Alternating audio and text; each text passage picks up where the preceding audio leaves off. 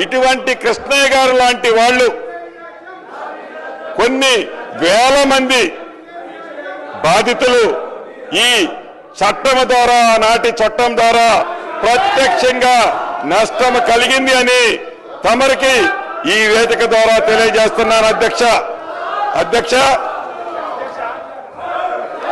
మనం చిన్నప్పుడు చదువుకున్నాం. ఒక పిట్ట కథ మీకు చెప్పాల్సిన అవసరం ఉంది అధ్యక్ష. 2 పిల్లులు రొట్టె కథ ఈ ధరణిలో ఉంది.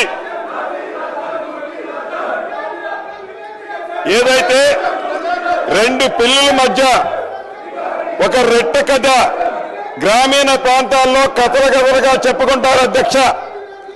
ఆ కథ ఏంటంటే, ఒక రొట్టె ముక్క, 2 రొట్టె ముక్కలు ఉంటాయి అధ్యక్ష.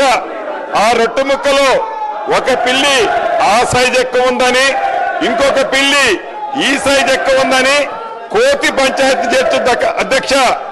చివరికి 2 పిల్లుల్ని కాదని ఆ 2 రొట్టె ముక్కలని ఆ కథలో కోతి తిన్నట్లే ఈ ధరణి కాన్సెప్ట్ ని పెట్టి తెలంగాణ రాష్ట్రంలో ఉండే దళిత, గిరిజన, మైనారిటీ, బీసీల వేలాది ఎకరాల భూములని ఆనాటి పెద్దలు కోతి సామెతలాగానే తన్నుకుపోయారు అధ్యక్ష.